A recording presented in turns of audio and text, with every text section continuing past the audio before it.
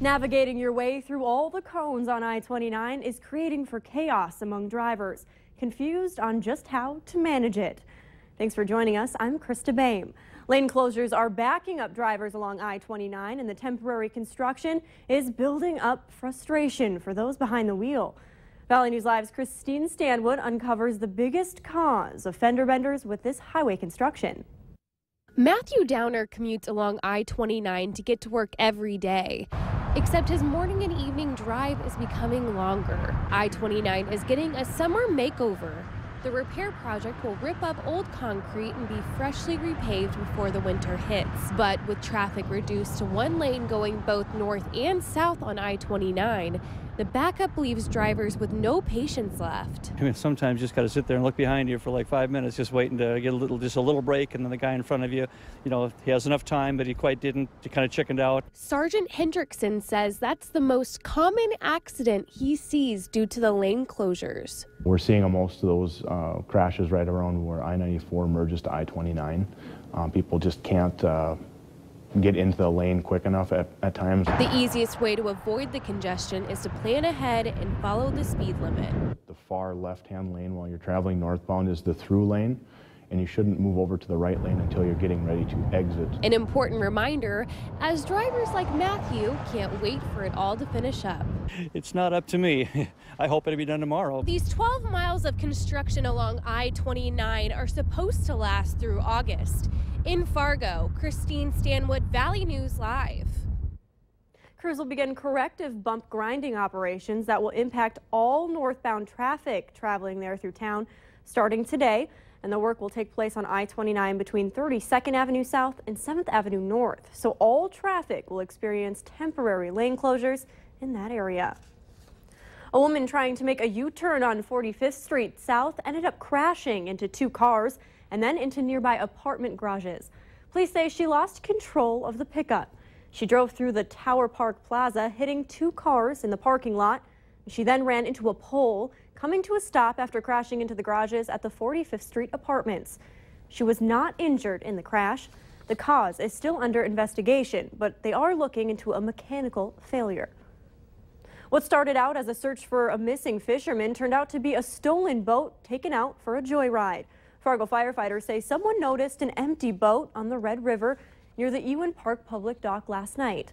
Firefighters searched the banks and launched boats on the river for a few hours, looking for anyone who may have been using the boat. They then learned the boat had previously been reported as stolen. Firefighters believe someone took the boat out and tried to sink it. A small group of Ku Klux Klan members held a rally outside the South Carolina State House this afternoon. About 40 members of the white supremacy group marched to the state capitol carrying Confederate flags, protesting the recent removal of the Confederate flag from the Capitol grounds. They were escorted by police because once they got to the State House, they were outnumbered by a larger anti-Klan demonstration. Both groups were taunting each other.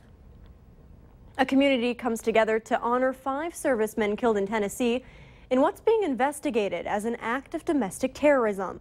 A memorial of flags and flowers is growing outside an armed forces career center in Chattanooga. A gunman fired numerous shots at the center Thursday, injuring a Marine recruiter. The naturalized U.S. citizen from Kuwait then turned his attention to a nearby Navy and Marine center. He shot and killed 4 Marines and critically injured a sailor who died today. Honoring these servicemen is stretching across the country to right here in Fargo. A candlelight vigil is being held tomorrow at the Veterans Memorial Bridge at 7 p.m. Anyone is welcome to bring their own candle with a moment of silence to remember and honor their lives. It's a busy weekend of cleanup in northeast South Dakota in the aftermath of last night's storms. One of the hardest hit spots is Wabe, where trees are down and several campers overturned strong winds and hail snapped branches and caused damage to some buildings and downed some power lines. A farm in the area even reported around $1 million in damages. And the Valley News Live storm team tracked that storm as it moved through, making its way to Watertown, Minnesota, near the Twin Cities, where a tornado touched down last night, leaving this behind.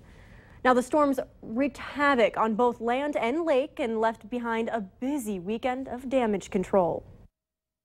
Where we're standing, there was another grain bin exactly like that one. And I'm not sure if you can see it, but it's actually behind the tractor over there. They were expecting a good harvest at the Rassett soybean and corn farm this year, better than last year. But now Robin Rassett is left wondering after damage from last night's storms. It's pretty devastating. You know, we're at an age where we were thinking about retiring from farming pretty soon, and this might be it. Their farm in Hollywood Township not only lost a grain bin, 2 other bins were damaged, and there are large holes in the machine shop. The machine shed is nothing but a pile of twisted boards and metal, and there's a planter and a plow somewhere underneath. As for the crops, well, they have to wait and see.